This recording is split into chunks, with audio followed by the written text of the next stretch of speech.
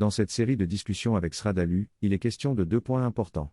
Tout d'abord, dans le livre 11 de Savitri, Sri Aurobindo exprime une grande positivité à l'égard de l'humanité, affirmant que même l'homme ordinaire ressentira une élévation spirituelle et que de plus en plus d'êtres se tourneront vers la lumière. Cependant, 23 ans plus tard, la mère affirme qu'elle ne sait pas si l'homme continuera à exister.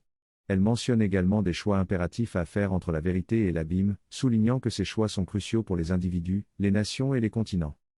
L'auteur suggère que chaque individu doit faire le choix entre la vérité et l'abîme, sans possibilité de rester neutre. Il souligne également que les nations et les continents doivent faire des choix significatifs dans leur développement. Il considère que le choix fait au niveau du continent aura un impact physique sur l'avenir de la Terre, notamment en ce qui concerne les changements climatiques et la destruction de l'environnement. La mère évoque également la possibilité d'une nuit sombre de la civilisation, une période de déclin et d'effondrement d'une civilisation où les mécanismes de survie eux-mêmes se détériorent. Cependant, elle précise que la présence de l'âme divine dans les individus peut renverser ce processus. Enfin, l'auteur répond aux critiques selon lesquelles le supramental ne fait rien pour changer la situation actuelle, en expliquant que l'arrivée du supramental ne signifie pas que tout sera automatiquement résolu, mais que c'est une opportunité pour l'humanité de faire les choix nécessaires pour évoluer vers une meilleure spiritualité. Il souligne que l'attitude passive de certaines personnes est basée sur des interprétations erronées. L'auteur conclut en affirmant que la valeur de l'humanité réside dans son aspiration spirituelle, et que c'est cela qui vaut la peine d'être sauvegardé. Dans ce texte, il est expliqué que l'intervention miraculeuse et magique ne peut résoudre les problèmes du monde. Au contraire, l'action du supermind, une conscience infinie et globale, englobe également l'action de l'opposition. Le supermind cherche à progresser rapidement avec le moindre dommage, donc il pousse jusqu'à un certain point pour atteindre un équilibre. Cependant, notre rôle en tant qu'individu décide de la rapidité du progrès. Si nous nous efforçons de nous élever spirituellement et de changer nos intentions, le supermind pourra agir plus rapidement et avec moins de destruction. Si nous restons endormis dans nos vieilles valeurs et instincts, nous retardons l'action du supermind et prolongeons les souffrances. La décision repose donc entièrement sur notre propre choix et participation consciente. Ce choix ne peut pas être fait une fois pour toutes, mais doit être cultivé et appliqué à chaque moment. Il est également souligné que les forces opposées travaillent activement pour entraver l'évolution humaine et que si nous ne réagissons pas, elles auront le champ libre. Enfin, il est expliqué que la création d'un gouvernement mondial unique serait extrêmement préjudiciable à l'évolution humaine en supprimant la diversité et la créativité individuelle. En 1990-1991, la première invasion américaine de l'Irak a eu lieu, connue sous le nom d'opération Tempête du désert. Cependant, cette opération militaire reposait sur un mensonge. Les États-Unis avaient initialement dit à Saddam Hussein qu'il ne s'immiscerait pas dans son conflit avec le Koweït, considérant cela comme une affaire interne. Toutefois, une semaine plus tard, lorsqu'Hussein a franchi la frontière pour prendre le contrôle du Koweït, les États-Unis sont intervenus avec force. Ils ont annoncé que Saddam Hussein s'apprêtait à envahir l'Arabie Saoudite. Les Français ont publié une image satellite montrant les troupes américaines massées d'un côté et rien de l'autre côté, démontrant ainsi que toute cette affaire était une opération de propagande visant à justifier une guerre à part entière au Moyen-Orient, sans réelle justification. Tout cela reposait sur l'idée de la menace d'armes de destruction massive, ADM, qui n'existait pas à ce moment-là. Ce qui était réellement derrière cette guerre, c'était la décision de Saddam Hussein de ne plus vendre le pétrole en dollars américains, mais dans différentes devises, ce qui allait à l'encontre de l'objectif fixé par le gouvernement américain et l'ordre mondial en place. En effet, leur souhait était de dominer le monde entier sous une seule structure financière. George H.W. Bush, à l'époque, avait annoncé l'avènement d'un nouvel ordre mondial, ce qui avait suscité beaucoup de questions et de débats dans les médias. Au cours des 25 dernières années, nous avons assisté au développement de ce nouvel ordre mondial, dans lequel l'économie mondiale est de plus en plus régulée par les banquiers centraux, au détriment de la liberté politique des peuples. Un exemple de cela est l'Union européenne, où les systèmes politiques ont été court-circuités pour créer un Parlement européen composé de personnes nommées par les gouvernements et ayant des liens étroits avec les banques. Ainsi, les décisions financières de tous les pays sont prises en contournant les élections et les processus démocratiques. L'éclatement de la crise économique en Europe et aux États-Unis n'était pas une catastrophe mondiale, mais un jeu joué par les banquiers. Les citoyens ordinaires ont perdu tout l'argent qu'ils avaient placé en banque, tandis que les banquiers avaient joué avec l'argent des autres banques. Les victoires des banquiers étaient célébrées tandis que des millions de personnes perdaient tout. Cette situation a également produit un système électoral où les deux partis politiques ont des positions si similaires qu'il n'y a plus de réelle différence entre elles. Les véritables révolutionnaires et ceux qui souhaitent apporter un réel changement sont écartés dès le début du processus électoral. En résumé, la démocratie est étouffée et le contrôle du système économique a été centralisé à tel point que tout pays s'en écartant est bombardé et détruit. Un exemple de cela est la Libye, où Muammar Kadhafi avait développé un modèle de pays prospère en 10 ans. Cependant, il a été renversé et tué lorsque son pays est devenu trop libre des contrôles économiques. Finalement, la situation est telle que la domination économique et politique est entre les mains d'un groupe restreint de personnes, au détriment de tous les autres. Le discours fait référence à plusieurs problèmes et transformations dans le monde. Il commence par mentionner une déclaration de Julius César et la compare à des dirigeants puissants actuels qui détruisent des choses belles au lieu de les promouvoir. Par exemple, le système éducatif est dévalorisé et centré sur l'apprentissage par cœur plutôt que sur la réflexion critique et la remise en question. Cela entraîne des diplômés qui ont peu de valeur sur le marché du travail. De plus, les lois sont perçues comme la solution à tous les problèmes de société, mais cela ne résout pas les causes profondes. Il est également mentionné que l'économie et les médias sont contrôlés par des institutions internationales influentes, ce qui entraîne des politiques économiques préjudiciables et une manipulation des informations diffusées dans les médias. Tout cela est perçu comme faisant partie d'un plan du nouvel ordre mondial mis en place progressivement au fil des années.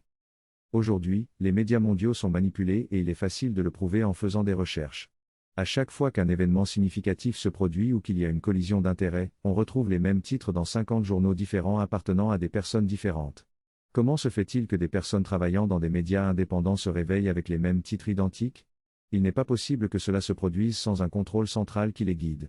Nous vivons dans une illusion de liberté, alors qu'en réalité, un gouvernement mondial nous est imposé en contournant nos systèmes et nous sommes traités comme du bétail. Le contrôle s'étend également à l'économie et au système éducatif, qui sont tous deux corrompus. Les ONG n'ont pas réussi à inverser cette situation. Le seul moyen de résister est de prendre conscience de la manipulation et de changer notre perspective. Il ne suffit pas de se battre en créant de nouvelles ONG, il faut également changer notre conscience et agir en conséquence. Dans le domaine de l'écologie, par exemple, nous devons nous pencher sur les causes spirituelles sous-jacentes de la crise actuelle. Il existe des idées implantées dans nos esprits, appelées mèmes, qui favorisent cette exagération et cette perversion de notre société. Par exemple, la croyance en une compétition destructrice comme moteur de l'évolution est fausse, car la nature nous montre plutôt une profonde collaboration et une interconnexion entre tous les êtres vivants. Si nous ne changeons pas notre façon de penser, nous continuerons à justifier le système actuel dans lequel nous sommes piégés. Ces idées fondatrices doivent être modifiées. Qu'est-ce que nous faisons ? Nous n'avons même pas réussi à nous en libérer. Nous avons mentionné brièvement, précédemment, comment en Inde, et plus généralement au sein de toutes les communautés spirituelles, les gens sont imprégnés du rejet de la vie, de la renonciation et de la spiritualité ascétique. Pourquoi ? Parce que cela dure depuis 2000 ans. Imaginez combien de vies cela représenterait ?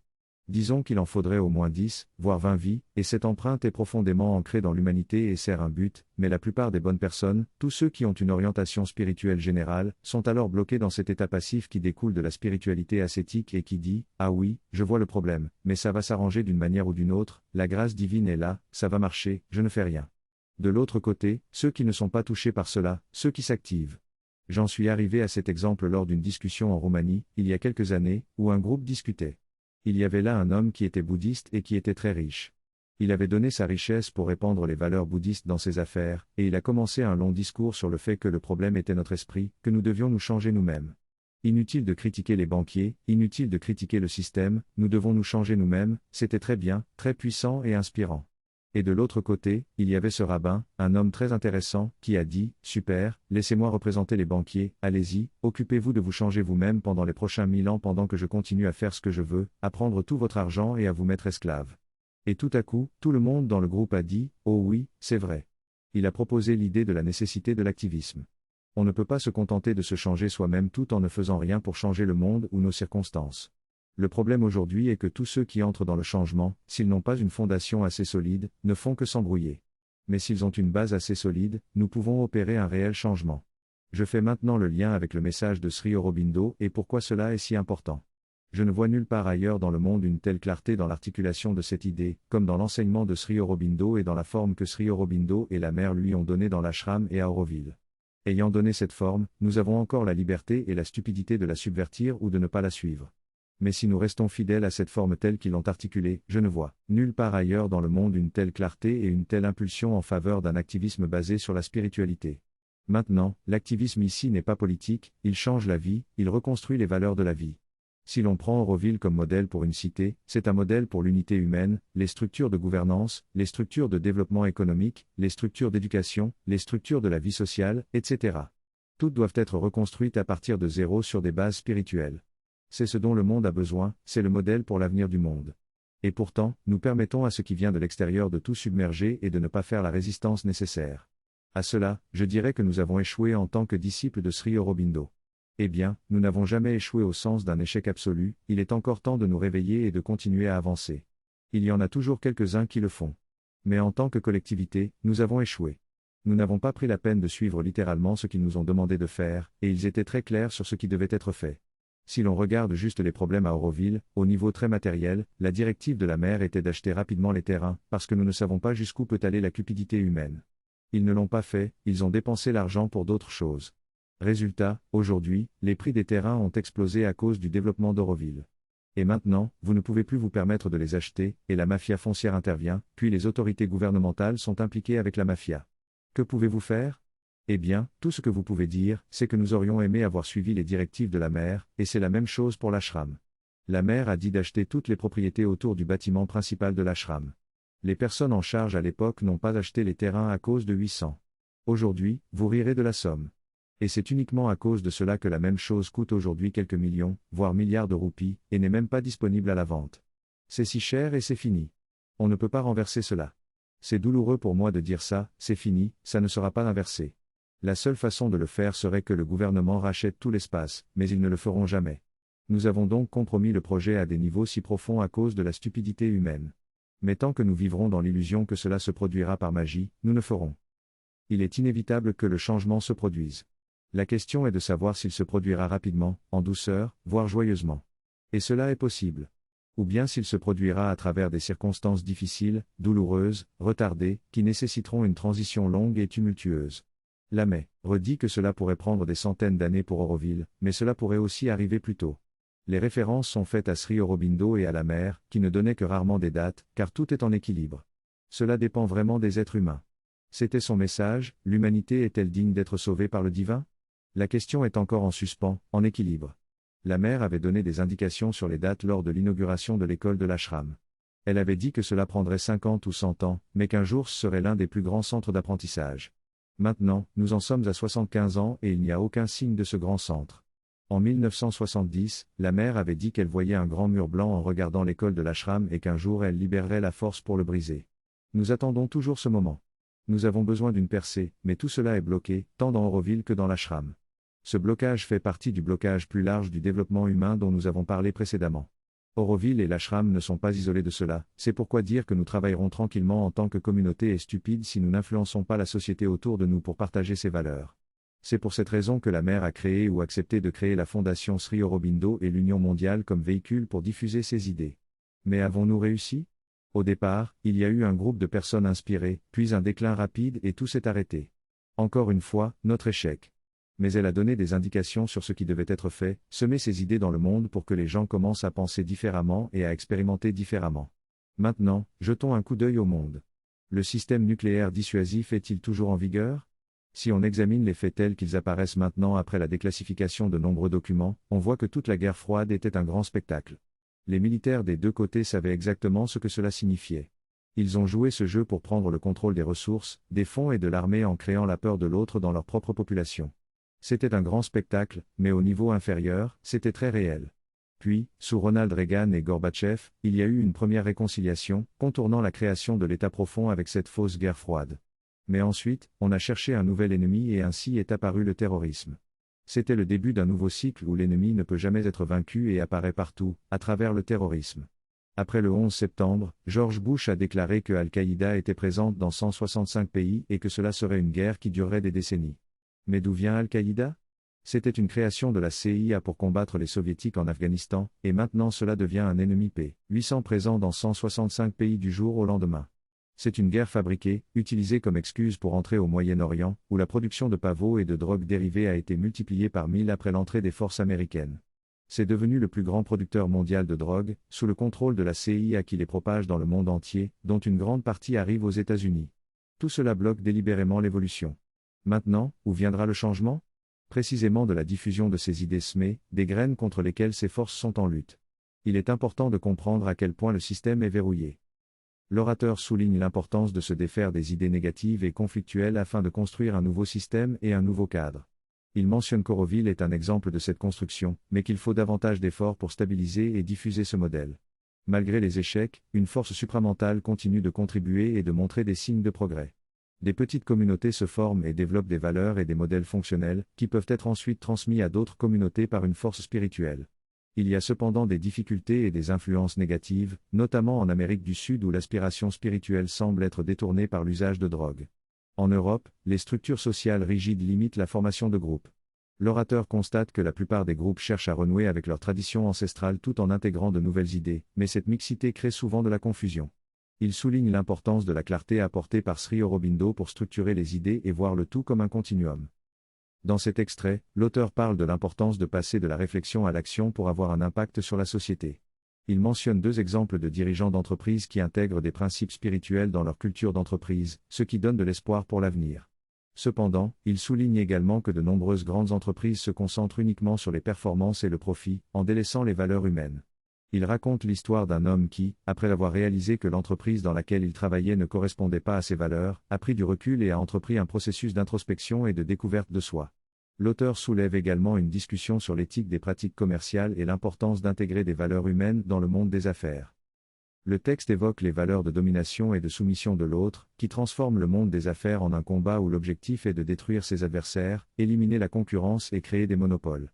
Cette mentalité industrielle se retrouve partout dans le monde et se propage également dans l'espace du management.